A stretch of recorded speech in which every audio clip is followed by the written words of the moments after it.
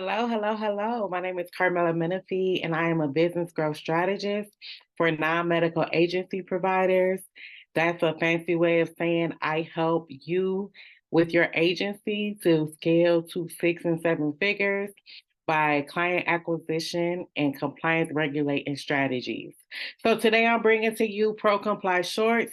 Pro Comply Shorts is powered by Pro Comply Academy. Academy helping you with your everyday needs at your agency with client acquisition and compliance strategies. So today we're talking about the introduction to agency compliance, key concepts. So it's an overview of compliance for you. So we are going to break this down by first starting off with the importance of a compliance system. A compliance system. So not a compliance plan or a compliance manual, but a system specifically of how you're going to carry this thing out. So the difference between having a manual and a system is huge. Think about it like this. If you have a fire plan for your business, on the wall you have a fire plan, and it's in a packet hanging on the wall. Nobody during a fire is going to pick that up and say, oh, let me read this now. No, you need a whole system specifically for how that building would handle a fire, and it has to reflect the plan of the building, how it's made, what doors, what windows, where are they, what's the best way to leave. You need a whole system of how that thing is going to operate and function day to day. So that's the same thing you'd want to do for your agency for compliance.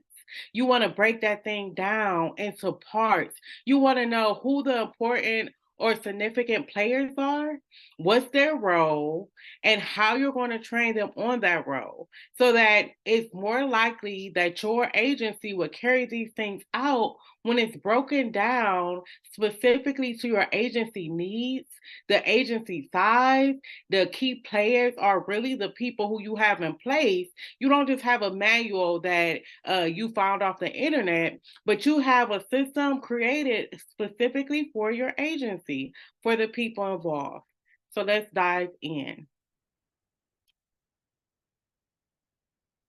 Compliance training.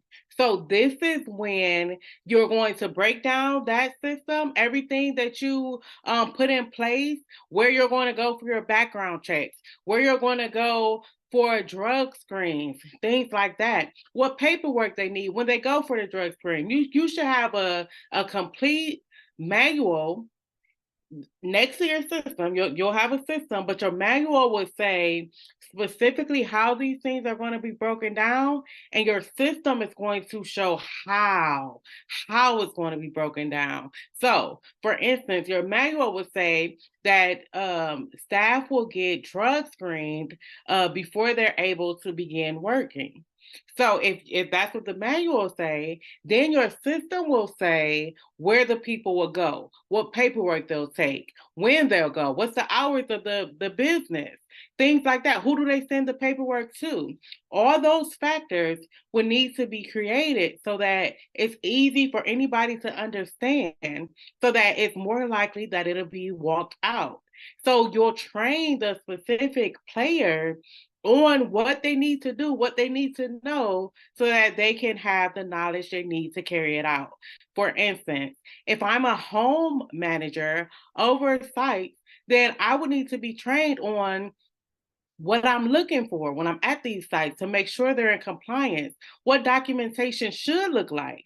I should be able to see an example of those things. When should I do audits? What should I do audits on? Things like that. I need to know all that stuff so that I can be more likely to carry these things out, so that I can do audits and your agency is less likely to have significant compliance issues if I'm trained appropriately and I can train my staff on what they need to do as well. Compliance reporting. Who do I report to? When do I report? How often should I be reporting to a compliance officer or whoever is over the compliance? How do I report to them? All this needs to be step by step so that I know who I report breaches to. If something happened at this agency, where am I sharing this information? What's the process? What does this look like?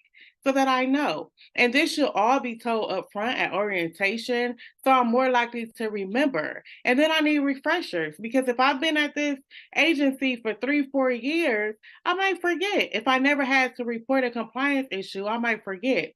So when are these refreshers happening? That's a part of the compliance training when it's happening.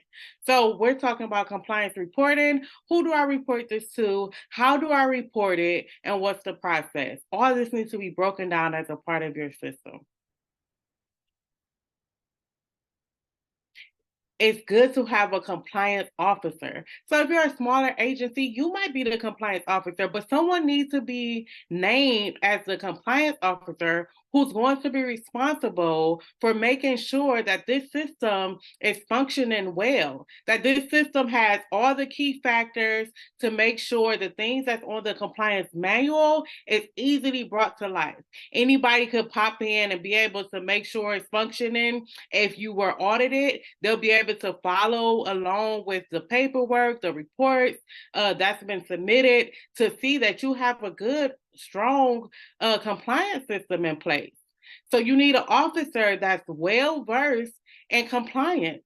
And you need to make sure that that person can make sure that the system is functioning well. So whatever that looks like, whatever paperwork they need to show that they have been looking over the compliance plan, reviewing it, they need to do that because when you have an audit, you're going to want to show everything that you said you do in your manual. This is how you do it. You can show this is the paperwork for the monthly audits. This is what our home care staff do. This is what our non-medical transportation staff do. Look at the paperwork. Every audit we do monthly has been recorded. You definitely want to document, because if you don't document, in our world, it didn't happen.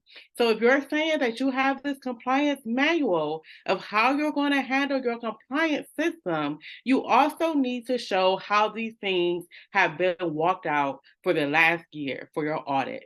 So you want to make sure you're doing all this. All this, you want to make sure you have a compliance system.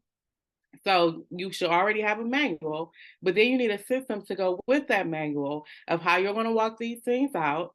You're going to want to make sure that the staff is trained on the compliance system so that, like we said about the fire, they're not trying to read the manual when there's an actual fire happening, but they already know because they're well versed and well trained on what to expect and how to carry it out. And then you need a compliance officer to manage this whole thing, to make sure it's happening, make sure that the compliance regulations are being upheld, and that it's also documented that you are auditing your agency every year, month to month, whatever, at least a year, but it should be every few months. The compliance officer should be auditing what the home care staff, the home care managers, whoever those day-to-day players are, they should be doing the day-to-day audits. But then that compliance officer should be having some sort of training, some sort of meeting where they're going over everything that was done and they're seeing that this compliance system is a healthy system, it's functioning well, and we're being able to manage our compliance system. I hope this helps. And as always, you can reach out to me. You can click learn more below and please subscribe.